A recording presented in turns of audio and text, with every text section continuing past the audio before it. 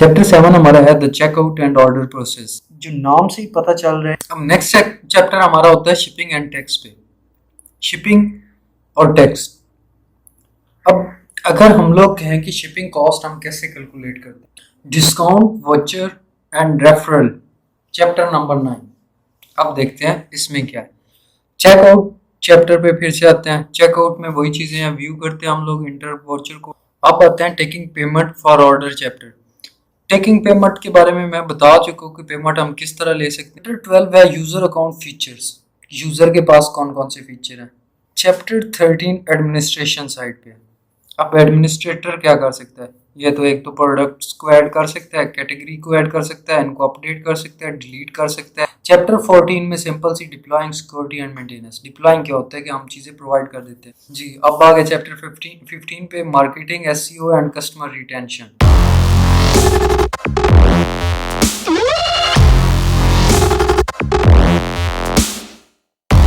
Assalamualaikum friend, welcome to my channel. My name is Mohsin Shahzad and you are watching CR Knowledge. Last lecture में जो e commerce का हमारा last lecture गुजरा है उसमें हम लोगों ने फर्स्ट 6 चैप्टर देखे हैं बुक के। उसमें हम लोगों ने डिटेल में सारी बातें डिस्कस की हैं कि ई कॉमर्स के अंदर हमारे पास कौन कौन से टॉपिक आते हैं। थ्योरेटिकल बेस पे हम लोगों ने काम किया था। इसमें थ्योरी मैंने डिस्कस की थी लास्ट लेक्चर्स में भी, और आज भी मैं थ्योरी डिस्कस करूंगा क्योंकि अक्सर लोगों को ये ई कॉमर्स के जो टॉपिक होते हैं इनके बारे में नहीं पता चलता कि हम लोगों ने इसमें लिखना क्या है, कितना लिखना है, या फिर इसमें क्वेश्चन क्या क्या बन सकते हैं। तो इस तरह की, तो लास्ट वाले वीडियो में भी मैंने यही चीज़ें बताई थी, और आज वाले में हम लोग नेक्स्ट जो रिमेनिंग चैप्टर हमारे रहते हैं हम उनको डिस्कस करेंगे। तो शुरू करते हैं अपने चैप्टर 7 से।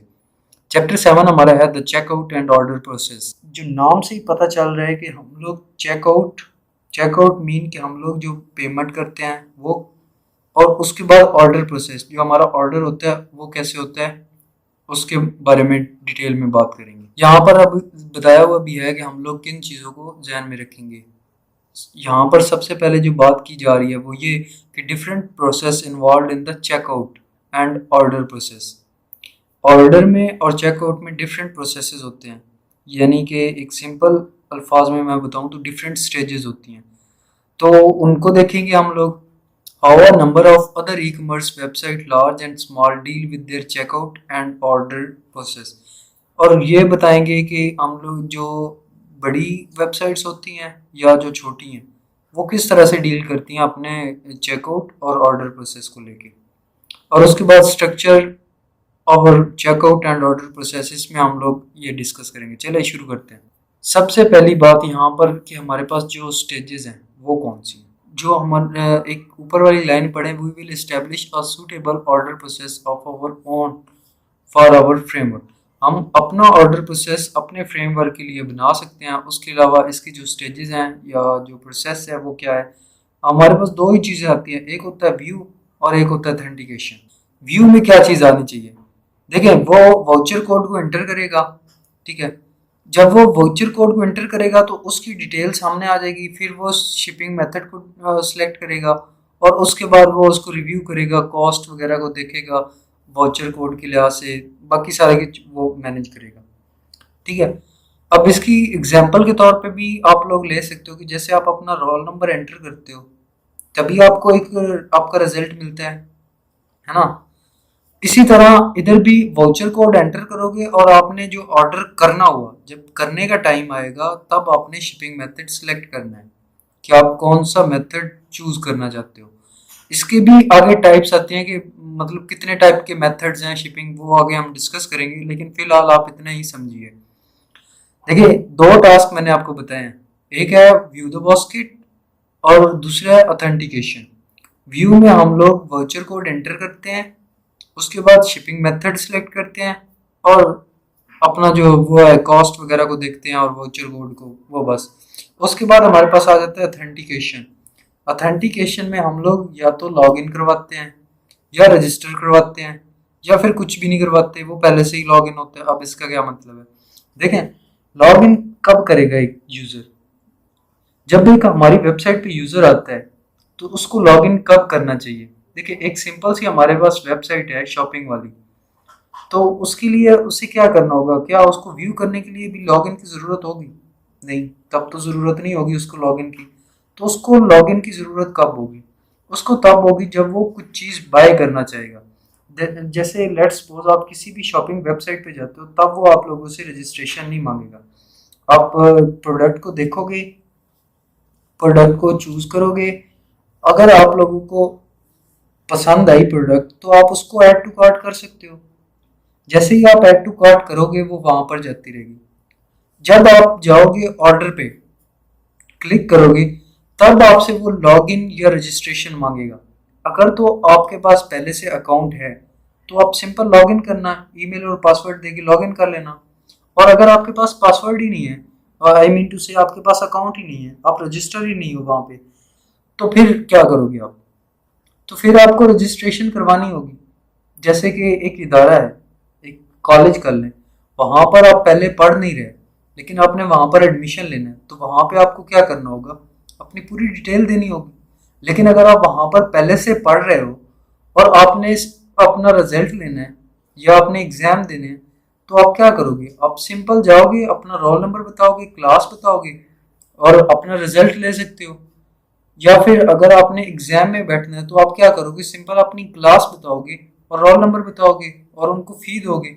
उसके अलावा वो फिर आपको क्लास में बिठा लेंगे, मतलब एग्जाम में।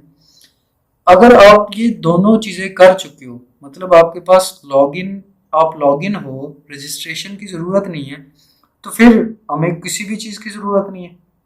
देखिए एक चीज है, आप एक वेबसाइट पे जाते हो, वहां पे आप रिमेम्बर पासवर्ड का अक्सर आ जाते हैं, गूगल क्रोम पे अक्सर आते हैं। जब आप उस पर क्लिक करते हो तो क्या होता है कि वो आपके पासवर्ड को नोट कर लेता है। अब जब नेक्स्ट टाइम आप आते हो वेबसाइट पे तो आप ऑलरेडी लॉग्ड इन होते हो, तो फिर आपको दोबारा से लॉग इन करने की जरूरत नहीं होती। उसके बाद जब जो मैंने चीजें आपको बताई हैं व्यू में, उसी को आगे एनहांस किया हुआ है। देखिए आपके पास इस तरह क्वेश्चन आता है कि मतलब आप व्यू द बास्केट में क्या है, या आप ऐसे प्रोसेस बता सकते हो कि ऑर्डर प्रोसेस कौन से हैं। तो ऑर्डर प्रोसेस में आप लोग view the basket and authentication और इनके आगे टाइप्स। अब व्यू द बास्केट को फर्दर एलिब्रेट किया हुआ है, एंटर वाउचर कोड। जब वाउचर कोड को वो एंटर करेगा तो वहां पर उसको कुछ ऑप्शंस नजर आएंगे। अब जब आप लोग जैसे लॉग इन कर लेते हो, तो वहां पे आपने पहले शुरू में कोई एक देना तो है ना एड्रेस अपना, कि यहाँ पर मेरी चीज आनी चाहिए। उसके बाद कोई ना कोई पेमेंट मेथड होगा। अब पेमेंट मेथड से क्या मुराद है? अब सिंपल अल्फाज में मैं बताऊं तो कुछ पेमेंट ऐसी होती हैं जो कि ऑफलाइन होती हैं, कुछ होती हैं ऑनलाइन। अब सिंपल वर्डिंग में मैं बता रहा हूँ, जो ऑनलाइन पेमेंट होती है वो हम डिजिटल नेटवर्क के थ्रू पेमेंट भेजते हैं। जैसे कि अकाउंट में डाल दी, या फिर इसी तरह हम लोग कुछ भी चीज़ें हम डायरेक्टली लॉग इन होके अपना डेबिट कार्ड वगैरह दे के हम उधर से पे कर देते हैं। ठीक है, एक तो पेमेंट मेथड ये होगा। एक होता है कि आप इधर घर आओ, चीज़ हमें दे जाओ और यहाँ पर हम आपको पे करेंगे। ठीक है, तो दोनों में से जो भी आप डिसाइड करना चाहो वो यहाँ से सिलेक्ट कर सकते हो। उसके बाद ऑर्डर कंफर्मेशन। ऑर्डर कंफर्मेशन में ये आता है कि क्या जो चीज़ें आपने रखी हैं अपनी बास्केट में, क्या वाकई ही आप इन्हीं को बाय करना चाहते हो, कोई चीज़ गलती से तो नहीं आ गई। देखिए कभी कभी ऐसा हो जाता है कि कोई चीज़ गलती से आ जाती है, कोई प्रोडक्ट गलती से सिलेक्ट हो जाती है, तो कंफर्म करने से पहले एक बार यूज़र को दिखाया जाता है कि कोई चीज़ गलती से तो नहीं आई। तो इस लिहाज से भी हम लोग देखते हैं ना, व्यू बास्केट इसीलिए तो करते हैं, इसीलिए तो हम देखते हैं अपने ऑर्डर को। उसके बाद पेमेंट डिटेल जो है वो हम डिस्प्ले करवाते हैं अपनी वेबसाइट पे, पेमेंट होती है और ऑर्डर आगे फिर चलता है। फिर जैसे शिपिंग वगैरह जो भी है वो नेक्स्ट हम डिटेल में करते हैं। तो यहाँ पर आता है कि मोर डिटेल में आप डिस्कस करते हैं बास्केट। बास्केट के बारे में मैंने चैप्टर 6 में आपको बताया है कि क्या होती है। बेसिकली जब हम फिजिकली जाते हैं तो हमें बड़े स्टोर में तो हमें कुछ ऐसे टोकरियां टाइप पकड़ा दी जाती हैं, कुछ बास्केट्स होती हैं जिनमें हम अपनी चीज़ें रखते हैं। जो अगर छोटे वाली साइड पे जाएं तो वहाँ पर तो वो हमें शॉपर ही देते हैं, वहाँ पर तो ये चीज़ें नहीं होती। तो चलें इसी को आइडिया ध्यान में रखते हुए आप इसको देख सकते हो कि ये क्या है। तो ये एक ऐसे कर लें ऑनलाइन टोकरी या ऐसे शॉपर, इस तरह का आप कुछ भी सोच सकते हो। तो ये ऑनलाइन है। अब यहाँ पर हम लोग उनको जो बास्केट को देखने के लिए सबसे पहले तो वो वाउचर कोड जो हम उसको सेंड करेंगे वो उसको एंटर करना होगा। उसके बाद वो अपना शिपिंग मेथड सिलेक्ट कर सकते हैं। अदरवाइज अगर उसके पास वाउचर कोड नहीं है तो वो अपने ऑर्डर तक ही एक्सेस नहीं कर पाएगा, तो वो सिलेक्ट कहाँ से करेगा अपने शिपिंग मेथड को। इसी तरह वाउचर कोड के बारे में बताया हुआ है। अब वाउचर कोड क्या है, सिंपल मैं एक आपको बताऊं तो हर एक को उन्होंने कोड असाइन किया होता है। अब ये कोड यूनिक होता है, ठीक है। अब जो आपके पास कोड आया है, आप उसी की मदद से अपना ऑर्डर को देख सकते हो, उसमें चेंजेस कर सकते हो। अदरवाइज आपके पास कोई ऑप्शन नहीं होगा कि आप चेंजेस कर सको, ठीक है। तो इसी की ही मदद से आप कर सकते हो। अब शिपिंग मेथड को डिस्कस करते हैं। यहाँ पर लिखा हुआ है कि different shipping method often change the end cost. जो शिपिंग मेथड होते हैं उनकी कॉस्ट भी अलग होती है हर एक की। ये कैसे? कुछ शिपिंग होती है हम लोग इंटरनेशनल करते हैं, अब उसके चार्जेस अलग होंगे। कुछ होते हैं लोकली होती है, उसके चार्जेस अलग होंगे। इसी तरह जो भी शिपिंग मेथड आप सिलेक्ट करते हो उसके हर एक के चार्जेस अलग होंगे। अब आते हैं ऑथेंटिकेशन पे। कस्टमर, इसके बारे में मैंने डिटेल में बता तो दिया आपको कि ऑथेंटिकेशन क्या होती है। हम लोग देखते हैं कि ये वैलिड यूज़र है कि नहीं है, फिर हम इसमें डिटेल लेते हैं, लॉगिन करवाते हैं। लॉगिन के बारे में मैंने आपको बता दिया है। रजिस्टर के बारे में, डू नथिंग के बारे में ये मैं डिटेल में बता चुका हूँ। अब आते हैं पेमेंट मेथड पे।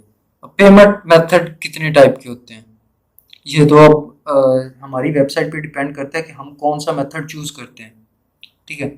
लेकिन वैसे पेमेंट मेथड कितने टाइप के होते हैं, अब ये भी क्वेश्चन बन सकता है कि पेमेंट मेथड को डिस्कस करें और कितने टाइप के पेमेंट मेथड होते हैं। तो भाई पेमेंट मेथड 3 टाइप के होते हैं। ये मैंने इस पे वीडियोस भी बनाई हुई हैं कि हम पेमेंट को कैसे अटैच कर सकते हैं। मतलब अगर आप प्रैक्टिकली वर्क करना चाहते हो कि आप पेमेंट को किस तरह से ऐड करना कर सकते हो अपनी वेबसाइट में, तो इस पे मैंने एक डिटेल में वीडियो बनाई हुई है। उसमें मैंने सारी डिटेल बताई हुई है कि आप किस तरह से ऐड करते हो, आप किस लैंग्वेज को यूज़ करते हो और क्या काम करते हो। उस पर मैंने एक पूरा प्रैक्टिकली वीडियो बनाई हुई है। उसका लिंक मैं डिस्क्रिप्शन में दे दूंगा, नहीं तो आप मेरे वेब जो हमारा चैनल है उस पर आएँ। उधर अगर प्लेलिस्ट ओपन करें वेब वाली प्लेलिस्ट में, आपको वहां पर ऑप्शन मिल जाएगा, उस वो वाली वीडियो मिल जाएगी, ठीक है। अब आते हैं कि इसके मेथड होते कितने टाइप के हैं। एक होता है ऑफलाइन, एक होता है ऑफ साइट और एक होता है ऑन साइट। ऑफलाइन तो सिंपल यही है कि आप घर पे आओ और हम आपको पैसे देते हैं, ठीक है। तो यही है हमारे पास ऑफलाइन। एक सिंपल सी एग्जांपल जो मैंने आपको बताई है कि आप पहले चीज मंगवाओ, चीज घर पे आती है, फिर आप उसको पे करते हो उस चीज की। ऑफ साइट क्या होता है? Off site basically online payment method ही है, लेकिन ये हम लोग अपनी वेबसाइट नहीं बल्कि किसी तीसरी वेबसाइट से अपने तरफ पैसे मंगवाते हैं, ठीक है। समझ आ गई आपकी? जैसे कि पेपाल हो गया, बहुत ही कॉमन एग्जांपल है ये पेपाल, क्योंकि अक्सर लोग जो हैं वो पेपाल को यूज़ करते हैं। जब हम दूसरे वाली शिपिंग मेथड यूज़ करते हैं ना ऑन साइट, उसके लिए हमें बहुत ज़्यादा सिक्योरिटी प्रोवाइड करनी पड़ती है। उसके लिए काफ़ी चीज़ें जो हैं हमें मतलब प्रोवाइड करनी पड़ती हैं और वो काफ़ी डिफ़िकल्ट काम हो जाता है। लेकिन जब प्रोफेशनल वर्क में आते हैं तो वो डिफ़िकल्ट नहीं रहता। तो यही है कि आप एक थर्ड वेबसाइट को यूज़ करते हो और आप पेमेंट करवाते हो अपनी साइट पे। एक होता है ऑन साइट। ऑन साइट अपनी ही साइट पे रहना, किसी थर्ड पार्टी पे नहीं जाना, ठीक है। आपने क्या करना है, अपनी साइट पे ही रह के आपका जो बैंक अकाउंट है वो अटैच होता है साथ। बैंक जो है ये आपको एक प्रोवाइड कर देता है कुछ डिटेल, या ऐसे कर लें कुछ कोड आपको प्रोवाइड करता है। जो बनाने वाले होते हैं रजिस्टर, जो आप कोडिंग करने वाले कह रहे हैं, उनको एक पूरा कोड दे देते हैं। उसकी मदद से वो जो कोड होता है वो अटैच होता है बैंक के साथ। अब बैंक उसको ऑथेंटिकेशन करता रहता है कि जो ये डेबिट या क्रेडिट कार्ड डाल रहा है वो वैलिड है या नहीं है, ठीक है। उसके मुताबिक फिर वो पे करवाता है। यहाँ पर यही चीज़ें डिस्कस की हुई हैं, ऑन साइट ऑफ साइट, इसके एडवांटेज डिसएडवांटेज इनको बताया हुआ है। अगर चलें डिसएडवांटेज को यहाँ पर डिस्कस कर लेते हैं। पहले एडवांटेज को डिस्कस करते हैं। Enable more people to make a purchases. देखें, जब एक यूज़र को ट्रस्ट होगा कि यार जब मेरे पास प्रोडक्ट आ जाएगी तभी मैं पे करूंगा, तो ज़्यादा लोग उसको पे बाय करेंगे ना। यहाँ पर कोई ट्रांजैक्शन कॉस्ट भी नहीं होगी। जब हम कहीं पर कोई ट्रांसैक्शन करते हैं तो वो कुछ ना कुछ हम पे चार्जेस लेते हैं। जैसे अगर यहाँ पर पाकिस्तान में कहा जाए तो इजी पैसा हो गया। अगर इजी पैसा की मदद से हम लोग कहीं और पर ट्रांसैक्शन करते हैं तो जैसे जैज़ कैश, इजी पैसा टू जैज़ कैश, तो वो 20 रुपए, 10 रुपए या 5 रुपए ऐसे कुछ ना कुछ कॉस्ट हमें पड़ती है ना। तो जब हम लोग ऑफलाइन पेमेंट मेथड करते हैं तब हमें कोई ऐसी कॉस्ट नहीं पड़ेगी, एडिशनल कॉस्ट इसको हम कह सकते हैं, ये हमें नहीं पड़ती। उसके बाद इसके डिसएडवांटेज में क्या है? डिसएडवांटेज ये है कि पेमेंट हमें उसी टाइम नहीं मिलती, ठीक है, और पेमेंट के लिए हमें वेट करना पड़ता है, और डिस्पैच हम पहले कर देते हैं। अगर हम डिस्पैच कर दें तो मे बी कि ये कोई फ्रॉड हो सकता है ना, किसी किस्म का फ्रॉड हो, वो पहले से हमारी प्रोडक्ट ले रहे हो और हमें पेमेंट ना दे, हो सकता है ऐसा। ऑफ साइट के एडवांटेज क्या है? इसमें हमारे पास लो बैरियर ऑफ फॉर एंट्री, जो एंट्री प्रोसेस है उसमें हमारे पास कोई बैरियर नहीं आता, कोई रुकावट नहीं आती, और ये एग्जैक्ट पेमेंट पे भी सम टाइम डिपेंड कर रहा होता है। उसके बाद हमारे पास एक गेटवे भी है कि आप अपने बिल को देख सकते हो। लेकिन डिसएडवांटेज में क्या है? डिसएडवांटेज में ये है कि आप उसको किसी और वेबसाइट पे लेके जा रहे हो, और उसमें कुछ ऐसे होते हैं कि वो कुछ चार्जेस भी साथ ले लेते हैं। कुछ ऐसी जो गेटवेज होते हैं वो कुछ चार्जेस भी साथ ले लेते हैं, ये इसके डिसएडवांटेज में है। ऑन साइट का एडवांटेज क्या है और डिसएडवांटेज क्या है? एक तो एडवांटेज इसका ये है कि यूजर कहीं और नहीं जाता, और दूसरा ये है कि आप बिल भी यहीं पर मेंटेन करते हो। लेकिन इसका डिसएडवांटेज क्या है? अगर तो आप पेमेंट डिटेल को करते हो स्टोर, तो आपको सिक्योरिटी देनी होगी, जो मैंने पहले बताया था, और इसके लिए हम लोग SSL certificate to be installed on the server. SSL क्या होता है? Secure socket layer. ये बेसिकली एक सिक्योरिटी प्रोवाइड करता है, जो हम लोग डेबिट क्रेडिट कार्ड वगैरह नंबर जो इंटर करते हैं ना, उसकी ये सिक्योरिटी हमें प्रोवाइड करता है, ठीक है। और ट्रांसैक्शन जो हमारी होती है वो SSL की मदद से ही होती है। ओके, उसके बाद आ जाता है कंफर्मेशन। आप कंफर्म करते हो कि हाँ, आपने एक बटन प्रोवाइड किया होता है, आप उस पर क्लिक करते हो, आप कंफर्म करते हो कि हाँ हमने ये परचेजेस करनी है। पेमेंट डिटेल बताते हो कि हमने ऑफलाइन ऑनलाइन जो भी है वहाँ पर आप अपनी पेमेंट करते हो। फिर आपके पास ऑर्डर प्रोसेस होता है। ऑर्डर में क्या होता है कि आप जो जब ऑर्डर आता है ना, तो आपने उधर लगाना होता है कि ये हो गया पेंडिंग डिस्पैच। जब ये डिस्पैच होता है तो आपने इसका लगा लेना है कि डिस्पैच हो गया, मतलब वहां पर एक स्टेटस शो होता है, वो इसके बारे में बात हो। या तो ये ऑटोमेटिकली हो जाता है जब कॉल डिटेल वेरीफाई होती हैं और सारा कुछ होता है, सक्सेसफुली पेमेंट जो है वो डन हो जाती है। और कभी ईमेल भी आ जाता है कि हाँ ये कंफर्म हो गया, कभी नहीं, मतलब अक्सर जो वेबसाइट होती हैं वो ईमेल सेंड कर देती हैं। उसके बाद यहाँ पर अदर पॉइंट कुछ दिए हुए हैं कि हमें जो कस्टमर को अलाउ करना है कि वो आगे भी जा सकता है या वो बैकवर्ड भी जा सकता है। ज़रूरी नहीं कि वो अगर कंफर्म ऑर्डर पे पहुंचा तो वो बैक नहीं कर सकता, वो वहां पे भी जा सकता है। और उसके बाद जो लॉग इन फॉर्म है वो भी first section of registration process for a new customer जो है, मतलब वो शुरू में होना चाहिए, उसको ज़्यादा नहीं तकलीफ होनी चाहिए वहां पर जाने के लिए। तो ये था हमारा चैप्टर 7। अब नेक्स्ट चैप्टर हमारा होता है शिपिंग एंड टैक्स पे। शिपिंग और टैक्स। अब अगर हम लोग कहें कि शिपिंग कॉस्ट हम कैसे कैलकुलेट करते हैं, तो देखिए हमारे पास कुछ तरीके होते हैं, उनकी मदद से हम लोग शिपिंग कॉस्ट कैलकुलेट कर लेते हैं। जैसे कि हम लोग प्रोडक्ट वाइज देखते हैं कि अगर आपकी प्रोडक्ट जो है वो बहुत इंपॉर्टेंट है तो उसकी हम चार्जेस ज़्यादा ले लेते हैं, अगर कम है तो हम उसकी चार्जेस कम रख लेते हैं। उसके बाद अगर हम लोग कुछ वेट पे भी लगा देते हैं कि आपके इतने ग्राम पे हम लोग इतने चार्जेस करेंगे और इतने पे इतने, उसके लिहाज से भी देख लेते हैं, लोकेशन को भी देख लेते हैं कि जाना कहाँ पे है, कि अगर वहां तक जाना है तो हम लोग इतने चार्ज करेंगे, और अगर नहीं तो हम लोग मतलब कहीं आस पास नज़दीक नज़दीक है तो हम कम कर लेंगे। उसके बाद शिपिंग रूल्स भी कुछ होते हैं। अब इस पे क्या होता है कि अक्सर ऐसे होता है कि कुछ फिक्स रख लेते हैं, कुछ अपने हिसाब से चार्ज करते हैं, कुछ रूल्स होते हैं इनके, उनको डिस्कस करेंगे। अब यहाँ पर क्वेश्चन दिया हुआ है, how to integrate shipping and tracking notification on order, how to integrate tax cost into our system. Tax भी इस पे बताते हैं कि कैसे करना है, लेकिन यहाँ पर शिपिंग के बारे में बताया हुआ है। Shipping is very important aspect of an e commerce system. Shipping वाकई बहुत इंपॉर्टेंट है, क्योंकि देखें शिपिंग नहीं होगी तो आप चीजें पहुंचाओगे कैसे? चीजें पहुंचानी है ना कस्टमर तक ऑनलाइन जो है, और आपने पैसे भी ले लिए। कुछ लोग ऐसे होते हैं कि वो फ्री शिपिंग देते हैं, जैसे कि कुछ ऑर्डर तक। जैसे एक और फिल्म की एग्जांपल दूं तो 2500 के ऑर्डर पे वो कहते हैं कि हम फ्री शिपिंग करेंगे। तो यहाँ पर शिपिंग मेथड्स को डिस्कस किया हुआ है, वो पहले भी मैंने बता दिया था, लेकिन फिर से एक बार बता देता हूँ। एक शिपिंग होती है स्टैंडर्ड शिपिंग, एक होती है नेक्स्ट डे और एक होती है इंटरनेशनल। ये मोस्टली तीन है। नेक्स्ट डे में क्या होता है कि नेक्स्ट डे प्रोडक्ट कस्टमर के पास पहुंच जाती है। स्टैंडर्ड शिपिंग होती है मतलब एक जो आम तौर पे जो शिपिंग चल रही होती है, जैसे कि उसके अलावा मतलब 2-3 दिन में पहुंच जाती है आपके पास चीज़। और इंटरनेशनल शिपिंग क्या होती है? इंटरनेशनली आप एक मुल्क से दूसरे मुल्क में चीज़ें डिलीवर कर रहे हो, ये होती है इंटरनेशनल शिपिंग। यहाँ पर बताया हुआ है कि शिपिंग मेथड में आप we should store the following detail for each shipping method. Shipping method के लिए हमें क्या डिटेल चाहिए होती है? आईडी नंबर चाहिए होता है, शिपिंग मेथड चाहिए होता है, उसके बाद एक्टिव है या नहीं है वो देखना होता है हमने, उसके बाद डिफ़ॉल्ट जो है वो कौन सा है वो देखना होता है, ठीक है।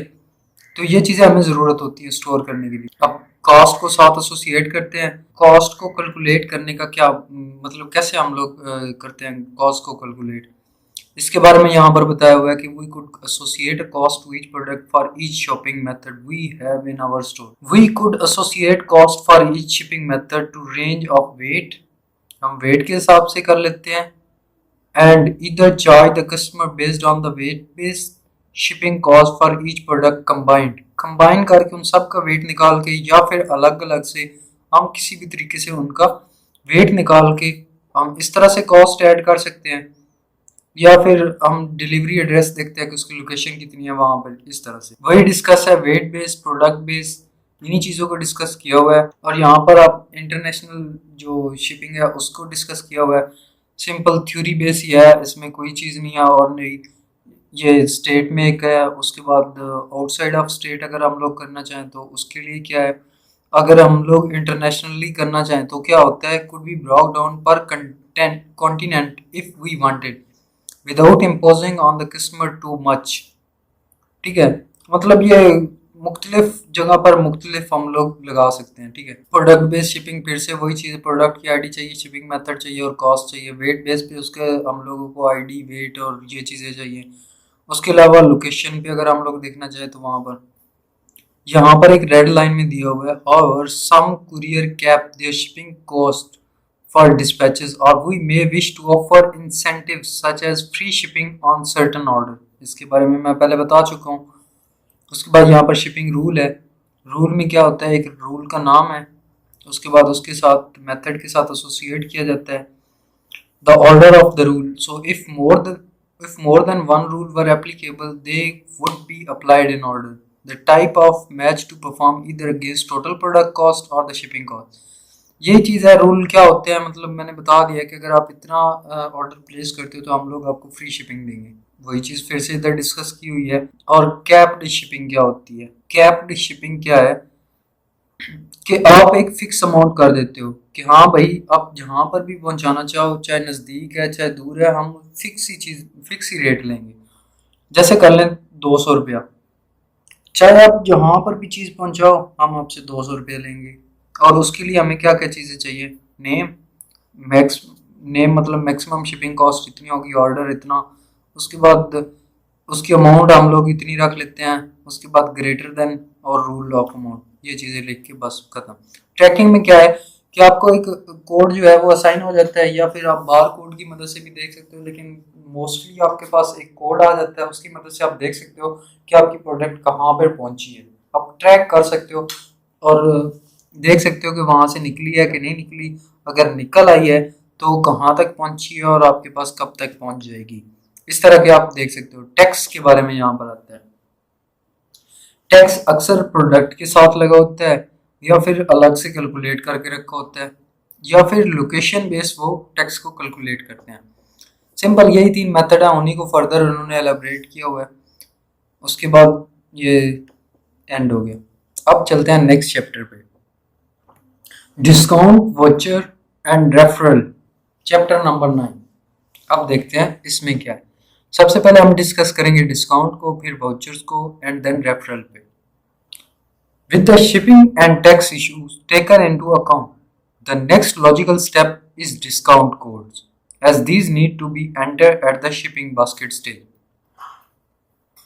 अब डिस्काउंट के बारे में आप लोगों को पता ही होगा कि डिस्काउंट क्या होता है। अगर नहीं पता तो मैं बता देता हूँ कि एक जो प्राइस है प्रोडक्ट की, उसको छोड़ के आप उससे थोड़ा सा रेट कम लगा लेते हो। अब डिस्काउंट कब होता है? डिस्काउंट हम इस वजह से भी दे सकते हैं कि यार ये जानने वाला बंदा है, इसको थोड़ा कम रेट लगा लेते हैं, या ये हमारे पास डेली आता है, हम इसको कम रेट लगा लेते हैं। इस तरह के अक्सर जो लोकल होते हैं, जो फिजिकल चला रहे होते हैं, जो ऑनलाइन नहीं होते, वो तो यही काम करते हैं ना। इसी तरह हम ऑनलाइन भी कुछ डिस्काउंट देते हैं। तो उसी के बारे में बताया हुआ है कि आप, ये भी एक इम्पॉर्टेंट लॉजिकल स्टेप है ना कि आप डिस्काउंट दे रहे हो। अब डिस्काउंट के कितने टाइप हैं उसके बारे में बताया। एक फिक्स अमाउंट हम रख लेते हैं कि यार जो भी प्रोडक्ट खरीदेगा उसमें से हम लोग 300 400 छोड़ देंगे। एक फिक्स अमाउंट है ना, 400 तक एक फिक्स अमाउंट कर लेते हो, 400 500 जो भी आपने फिक्स करनी हो आप कर लेते हो, और कहते हो कि यार मैं हर प्रोडक्ट पे इसको इतना छोड़ दूंगा हर कस्टमर को। इसके अलावा आप परसेंटेज कर लेते हो।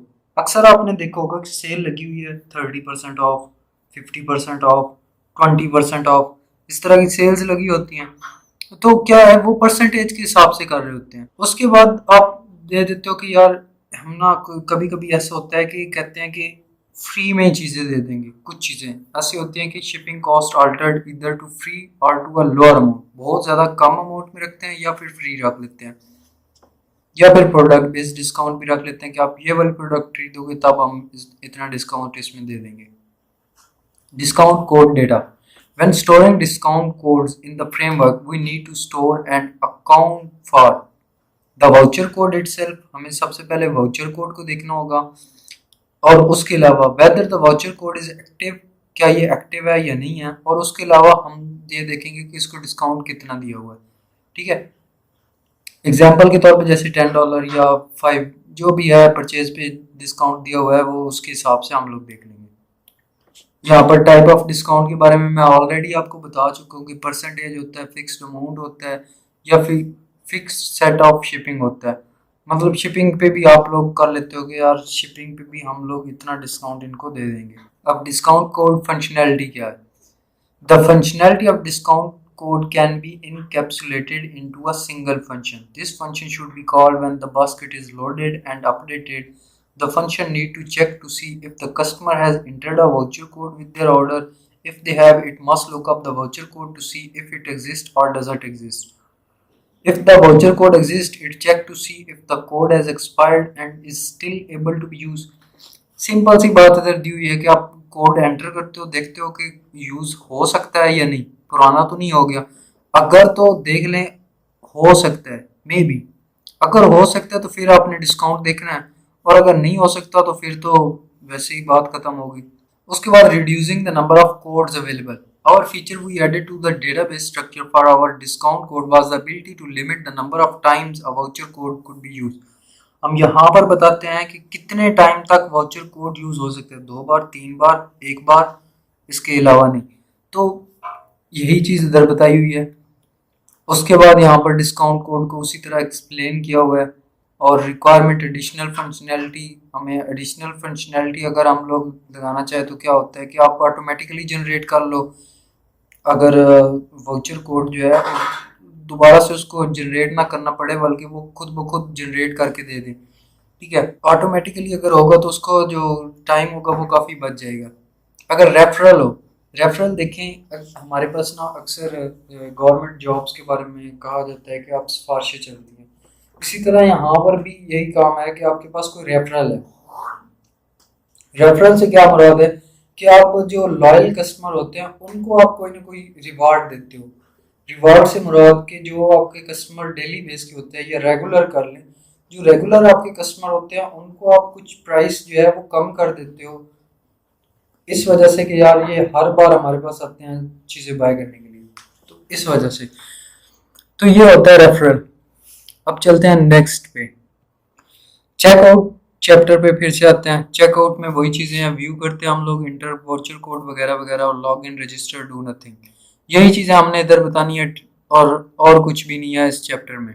ठीक है, एक यहाँ पर सिर्फ ये है कि स्टोरिंग ऑर्डर, हम ऑर्डर को कैसे स्टोर करते हैं। हम सबसे पहले ऑर्डर्स लेते हैं, फिर ऑर्डर स्टेटस देखते हैं, ठीक है। ऑर्डर स्टेटस के अलावा ऑर्डर आइटम देखते हैं, आइटम्स कितनी है, एट्रीब्यूट उसके कौन से हैं, और पेमेंट मेथड देखते हैं, स्टेटस में एक्टिव है या नहीं है, इस तरह का स्टेटस देखते हैं, मतलब कि डिस्पैच हो चुका है या नहीं। तो चैप्टर 10 में तो सिंपल वही चीजें थी जो पहले हम लोग कर चुके थे। अब आते हैं taking payment for order chapter.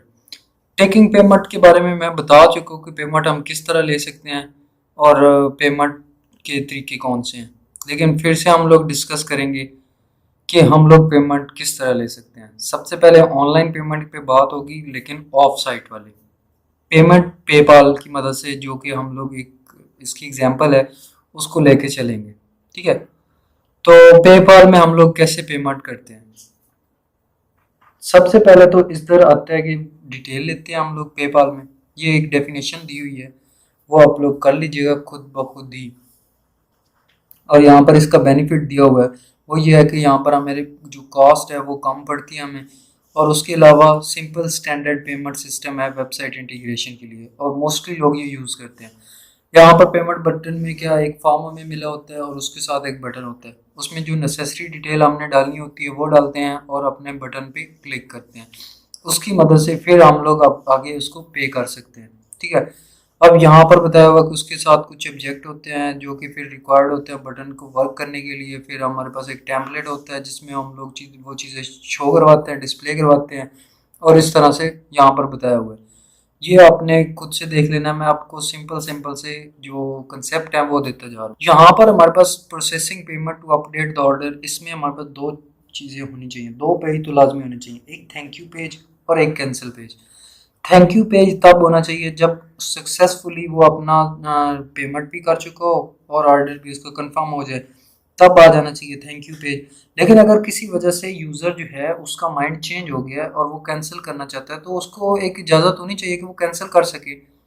अगर वो कंफर्म करता है तो पोस्ट मेथड की मदद से वो डेटा जो है उसका जाएगा। अब पोस्ट क्या होता है, अक्सर क्वेश्चन आता है पोस्ट क्या होता है।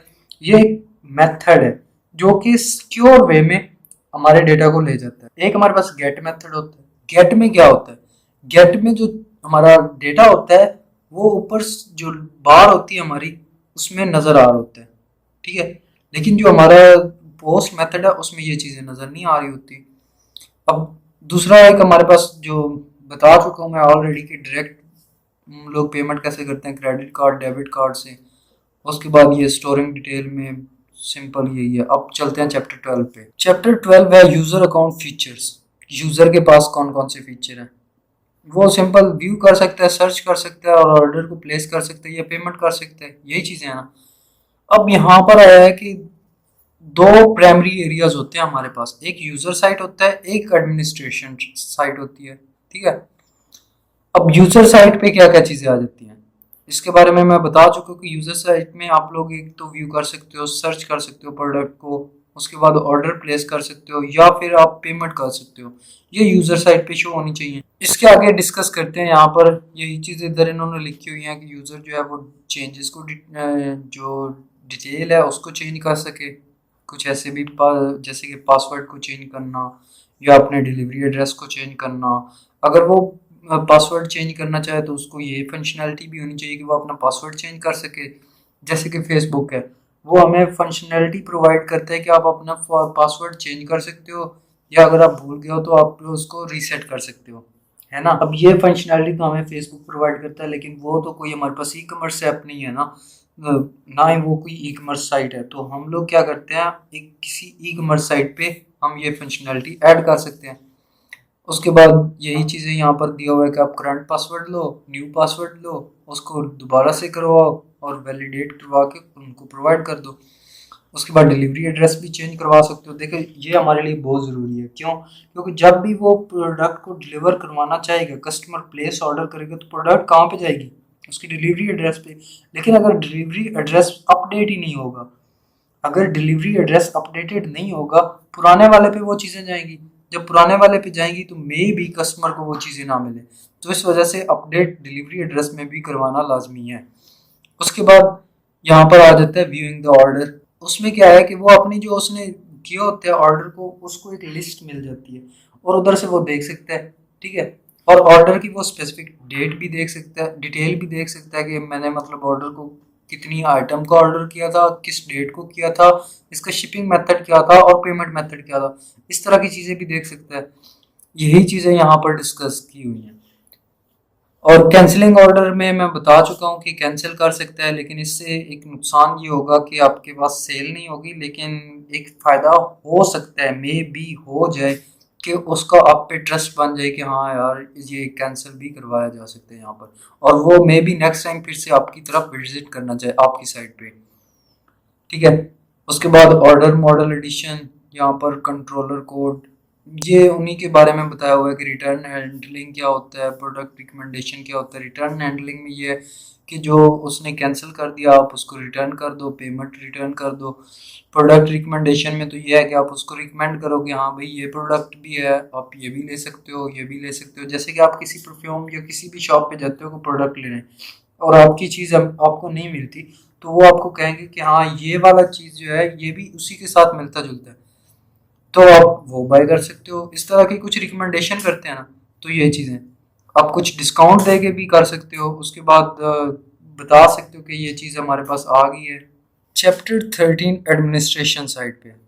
अब एडमिनिस्ट्रेटर क्या कर सकता है, ये तो एक तो प्रोडक्ट्स को ऐड कर सकता है, कैटेगरी को ऐड कर सकता है, इनको अपडेट कर सकता है, डिलीट कर सकता है और इंसर्ट भी कर सकते हैं। ये तीन ऑपरेशन तो बेसिक है ना, इंसर्ट, अपडेट, डिलीट, ये तीन ऑपरेशन मस्ट हैं और यही होते हैं। यहाँ पर ही इनको बताया हुआ है। और इसके अलावा इनको एक डैशबोर्ड प्रोवाइड किया जाता है एडमिनिस्ट्रेटर को, वहाँ पर इसको पूरी डिटेल शो हो रही होती है कि आपके लास्ट 24 आवर में कितने ऑर्डर प्लेस हुए हैं, कितने जो शॉपिंग बास्केट है वो अबेंडेंड हुए हैं, उसके अलावा कितने कस्टमर आए हैं, कितनों ने विजिट किया है, कितनों ने ऑर्डर प्लेस किया है, ये सारी डिटेल इनको शो हो रही होती है। और यहाँ पर यही चीज़ें डिस्कस हैं, अपडेट कर सकते हो, एडिट कर सकते हो, डिलीट कर सकते हो। इसी तरह कैटेगरी को अपडेट कर सकते हो, डिलीट कर सकते हो, ऐड कर सकते हो, यही चीज़ें हैं। उसके बाद ऑर्डर एंड कस्टमर, ऑर्डर को देख सकते हैं, ऑर्डर को अपडेट कर सकते हैं, प्रिंट करवा सकते हैं। और यहाँ पर यही चीज़ें हैं, अपडेट वगैरह, शिपिंग को। और उसके अलावा ये यहाँ पर चैप्टर 14 शुरू हो जाता है। चैप्टर 14 में सिंपल सी deploying, security and maintenance. Deploying क्या होता है कि हम चीज़ें प्रोवाइड कर देते हैं।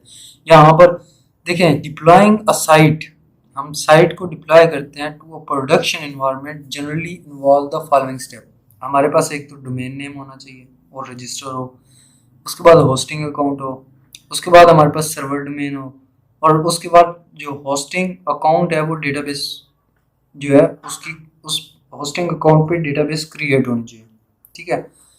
उसके बाद importing a database to the database on the hosting account, hosting account पे आप इंपोर्ट कर सकते हो। उसके बाद आप अपलोड करोगे अपनी फाइल्स को, फिर आप उसकी कॉन्फ़िगरेशन कर लोगे। यही चीज़ें हैं। होस्टिंग में क्या है, इसको आपको ज़्यादा चीज़ें पता चल जाएंगी कि आपकी जो साइट होती है वो लाइव रहती है। होस्टिंग में क्या है कि आप 24/7 किसी भी टाइम आप उसको एक्सेस कर सकते हैं। जो आपका कस्टमर है वो एक्सेस कर सकता है आपकी साइट को। उसके बाद यही चीज़ें यहाँ पर बताए हुए हैं, वो आपको कुछ स्पेस भी प्रोवाइड करता है। ऐसी चीज़ों के बारे में ही यहाँ पर दिया हुआ है, और उसकी कुछ लैंग्वेजेस का बताया हुआ है, PHP, MySQL वगैरह वगैरह वगैरह। तो यहाँ पर होस्टिंग प्रोवाइडर के नाम बताया हुआ, 1&1 internet, INC, small orange, media temple, slice host. ये बेसिकली होस्टिंग प्रोवाइडर हैं जो कि आपको प्रोवाइड करते हैं। अब होस्टिंग कितने तरह की होती है, चलें वैसे तो मैंने बताया हुआ है, लेकिन फिर भी मैं आपको एक बार डिटेल में फिर से बता देता हूँ। एक हमारे पास शेयर्ड होती है और दूसरी हमारे पास डेडिकेटेड होती है। जो शेयर्ड होती है उसमें क्या होता है कि आप किसी और की भी वेबसाइट्स उधर पड़ी होती हैं और शेयर हो रही होती है। ठीक है, इसकी अमाउंट कम होती है, लेकिन जो डेडिकेटेड होती है वो सिर्फ आपकी होती है। स्पीड के लिहाज से जो डेडिकेटेड है वो ज़्यादा अच्छी है, लेकिन शेयर्ड जो है ये अगर आपके पास आप न्यू हो और कॉस्ट आपके पास कम है तो आप शेयर्ड ले सकते हो। ठीक है क्या। उसके बाद मैनुअल डिप्लॉयमेंट, आप मैनुअली भी कर सकते हो खुद से, जो सारी चीज़ें होती हैं उस तरह भी कर सकते हो। सेटिंग्स इस तरह सिक्योरिटी के बारे में आ रहा है कि सिक्योरिटी सर्वर साइड पे होती है। उसके अलावा इसके लिए हम लोग PHP, MySQL, Apache, FTP server, SSH server side software, password वगैरह, SSL। यहाँ पर अब SSL को डिफाइन किया हुआ है कि ये क्रिप्टोग्राफिक प्रोटोकॉल है। क्रिप्टोग्राफी क्या होती है, मतलब एक चीज़ को दूसरी चीज़ में कन्वर्ट कर देना लेकिन वो एक रखते हैं कि हाँ ये ठीक है, हमें पता रहेगा। इंक्रिप्शन और डिक्रिप्शन का कंसेप्ट है यहाँ पर, ठीक हो गया। कैप्चा क्या होता है? देखिए, जैसे ही आप कभी आपसे वेरिफिकेशन मांगते हैं ना, तो वो आगे आपके पास अजीब से वर्डिंग लिखी हुई आ जाती है और आप उसको टाइप करके वो करते रहते हो, तो वो देखता है कि कहीं आप रिपोर्ट तो नहीं हो या कोई मशीन तो नहीं हो। तो इस तरह ये कैप्चा भी एक वेरिफिकेशन प्रोसेस है। मेंटेनेंस है, आप बैकअप लेते रहो, उसको रिस्टोर करते रहो, यही चीज़ें बस यहाँ पर आ जाती हैं। अब नेक्स्ट चलते हैं चैप्टर 15 पे, जो कि होगा हमारा सर्च इंजन ऑप्टिमाइजेशन पे। जी, अब आ गए चैप्टर 15 पे, marketing, SEO and customer retention. Marketing में क्या होता है? अब सबसे पहले हम लोग देखते हैं कि हम जो पेमेंट होती है, पीपीसी, पे पर क्लिक, एक क्लिक पे पेमेंट हो जाए हमारी, कुछ इस तरह भी होता है ना। तो चलो अब देखते हैं कि ऑनलाइन एडवर्टाइजिंग यहाँ पर दिया हुआ है, purchasing advertising space, search engine advertising, उसके अलावा वेरियस प्रोफेशनल। तो ये ऑनलाइन एडवर्टाइजिंग के बारे में बताया हुआ है कि आप किस तरह से एडवर्टाइज कर सकते हो। आप एडवर्टाइजिंग स्पेस भी बाय कर सकते हो किसी और वेबसाइट से, जो कि आपको कुछ पैसे लेके आपको प्रोवाइड करेंगे कि हाँ आप इधर आकर अपनी एडवर्टाइजिंग कर सकते हो। लेकिन वो भी एक हद तक, क्योंकि अगर आपकी साइट और उसकी साइट दोनों सेम होगी, दोनों सेम चीज़ें प्रोवाइड कर रही होंगी, तो वो आपको नहीं प्रेफर करेंगे। क्यों? क्योंकि उनका भी बिजनेस यही चल रहा है, तो वो आपको क्यों इससे प्रमोट करें। तो ये पे पर क्लिक एडवर्टाइजमेंट क्या होती है? PPC only cost us each time a visitor click on an advertisement. आपको पे करते हैं जब तक वो आपको मतलब आपकी जो एडवर्टाइजिंग होती है उस पर जितनी बार क्लिक होते हैं उनको उस लिहाज से वो पे किया जाता है। ठीक है, we sign up to a PPC, अपनी इंफॉर्मेशन देते हैं, उसके बाद बिलिंग इंफॉर्मेशन दी जाती है, क्रेडिट कार्ड वगैरह वगैरह, कीवर्ड देखे जाते हैं कि हाँ जी ये हमारे कीवर्ड हैं, इनको अगर टाइप किया जाए तो हमारी साइट आनी चाहिए, और बजट उसको दिया जाता है। बस यही चीज़ें हैं। और न्यूज़ लेटर एडवर्टाइजमेंट में क्या होता है, इधर हम लोग देखते हैं कि कितनों ने ईमेल, हम ईमेल सेंड कर देते हैं ना, तो ईमेल हम उसको भी ट्रैक करते हैं कि कितनों ने ईमेल ओपन किया है, कितनी टाइम किया है, और उसके बाद कितनी बार क्लिक किया है, किसने किया है और कहाँ पे किया है, उसके बाद कौन सा ईमेल यूज़ हो रहा है। ये चीज़ें इनको हम लोग डिस्कस करते हैं न्यूज़ लेटर एडवर्टाइजमेंट में। मार्केटिंग मटेरियल, ये मार्केटिंग के लिहाज से जो हमारी मार्केटिंग होती है, उसके बाद सोशल मार्केटिंग में ये जो फेसबुक हो गया, इंस्टा हो गया, इधर वगैरह वगैरह। Viral marketing, viral marketing new marketing concept है। इसमें क्या है कि सोशल नेटवर्क पे ही हो, लेकिन इसकी एक एग्जांपल के तौर पे ये है कि आप वीडियो बना के यूट्यूब पे शेयर कर दो, उधर आप प्रमोट करते रहो। अब आते हैं सर्च इंजन ऑप्टिमाइजेशन। देखिए, जब आप वेबसाइट बनाते हो तो आपके बहुत ही एक कर लें कि आपको बहुत ही इंपॉर्टेंट एस्पेक्ट होता है सर्च इंजन ऑप्टिमाइजेशन। अब ये किस तरह से? सर्च इंजन ऑप्टिमाइजेशन बेसिकली हमारी जो वेबसाइट होती है उसको सर्चिंग में टॉप पे लेके आता है। अब ये कितने टाइप की होती है? एक on site searching search engine optimisation होती है, एक ऑफ साइट होती है। ऑन साइट में क्या होता है कि हम अपने जो टैग्स होते हैं, जो कर लें कि हमारे कीवर्ड्स होते हैं, जो हमारे मेटा टैग्स होते हैं, इनमें और लिंक में और इस तरह की चीज़ों में हम लोग, और अपना जो यूआरएल होता है उसको हम इस तरह से बनाते हैं कि ये हमें जो है हमारी जो वेबसाइट है उसको ऊपर लेके आता है। अब ऑफ साइट क्या होता है? ऑफ साइट होता है किसी थर्ड वेबसाइट पे जाकर वहां पर हम अपना लिंक प्रोवाइड करते हैं और उनको कुछ पे करें, वो होता है ऑफ साइट ऑप्टिमाइजेशन। अब यहाँ पर इसकी डिटेल लिखी हुई है कि ऑन साइट हम कैसे करते हैं। हेडिंग्स उसकी रिलेटेड बना देते हैं, लिंक्स बना देते हैं, उसके बाद अप टू डेट कंटेंट रखते हैं, मेटा टैग्स रखते हैं, उसके बाद site map and web master tools हमारे पास कुछ होते हैं जो कि इसको ऊपर लेके आते हैं। उसके बाद off site search engine optimisation, इसके बारे में मैं बता चुका हूँ, कुछ आर्टिकल भी लोग लिखवाते हैं, ब्लॉग्स वगैरह पे पोस्ट करते हैं, तो ये एक ऑफ साइट ही है। उसके बाद कस्टमर की रीइंटेंशन हम कैसे देख सकते हैं? देखिए, ये हमने उसको कस्टमर को अगर एंगेज करना है तो हमें बहुत सारे काम करने पड़ते हैं। उसके लिए हमें एक तो उसके कुछ फीचर प्रोवाइड करने होते हैं। सोशल सोशल नेटवर्किंग पे हमें होना चाहिए, क्योंकि वहाँ पर हम बता सकते हैं कि ये प्रोडक्ट है, ये प्रोडक्ट है, ETC हम इस तरह की चीज़ें बता सकते हैं। उसके अलावा वो प्रोडक्ट को रेट कर सके, रिव्यू कर सके, और उससे रिलेटेड जो प्रोडक्ट है वो भी देख सके। तो आज हमारा ई कॉमर्स का जो पूरा सिलेबस था 15 चैप्टर वो कंप्लीट हो गया। होप सो आप लोगों को इसकी समझ आ गई होगी कि ये किस तरह का सब्जेक्ट है, इसमें क्या क्या चीज़ें लिखनी है, कितनी लिखनी है। मैंने अपनी तरफ से पूरी कोशिश की, लेकिन फिर भी अगर आपके पास कोई क्वेश्चन हो, कोई क्यूरी हो, तो आप मुझसे कमेंट सेक्शन में पूछ सकते हो। अदरवाइज़ आप मुझे फेसबुक, इंस्टा पे भी फॉलो कर सकते हो या फिर मुझे ईमेल भी कर सकते हो। तो मिलते हैं नेक्स्ट वीडियो में। अपना ख्याल रखिएगा। अल्लाह हाफिज़।